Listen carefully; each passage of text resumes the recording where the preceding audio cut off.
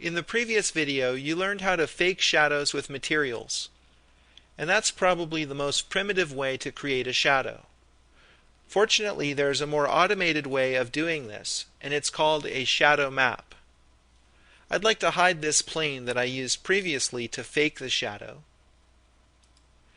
And now I'd like to use a shadow map. I'll select a light source. In this case, it's the free spot number 1. This light is looking down in this room, and it's shining on the sofa, this new chair, and the potted plant. To understand how shadow maps work, I'd like to look through this light source in a viewport.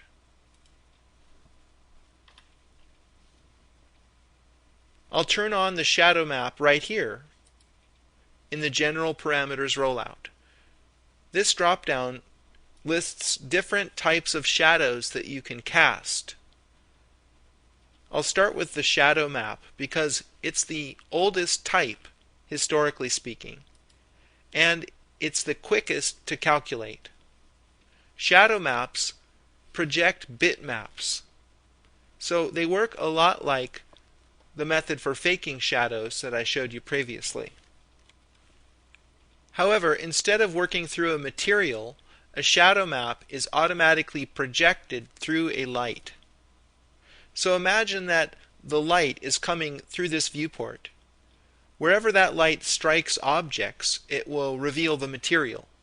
In this case, it's revealing some leather on the chair. The light continues on its journey through the object, and where it strikes the next surface, it will create a bitmap or mask that is composited into the final rendering. Perhaps the easiest way to understand this is just to do a test render and check it out. I'll right-click on this viewport and do a test render.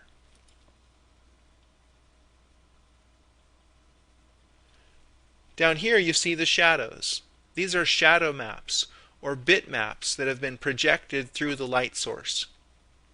Notice that this shadow of the potted plant reveals one of the limitations of this method.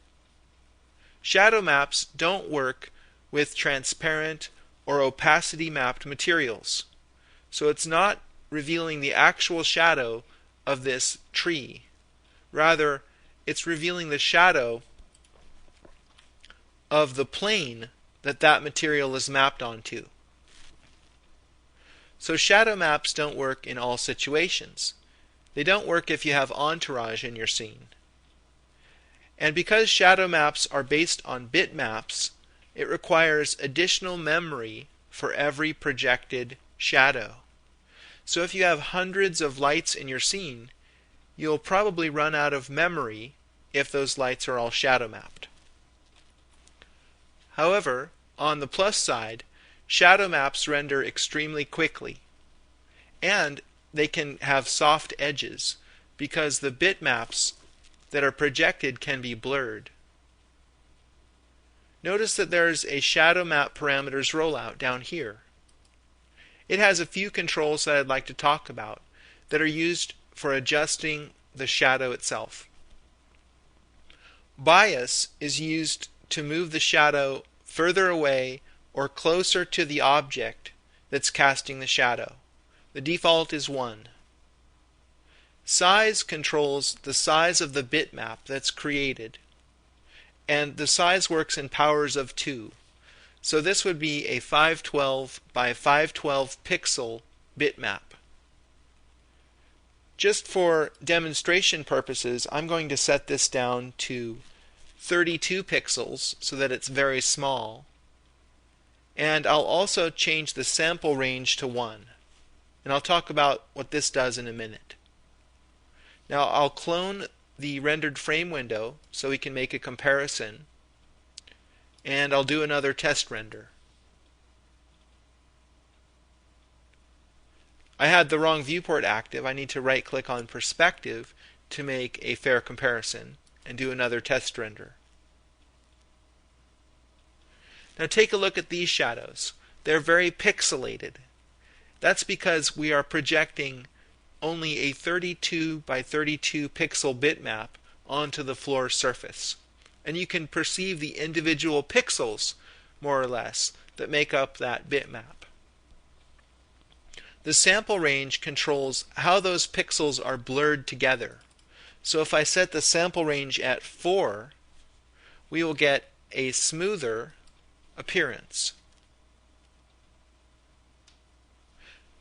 However, the shadows are very blurry.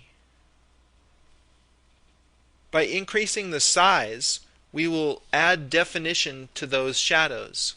I'll set it at 256 and render again.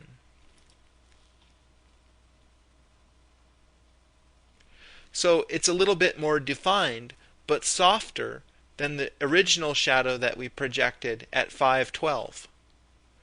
So by using these controls, you can affect the softness and definition of your shadow.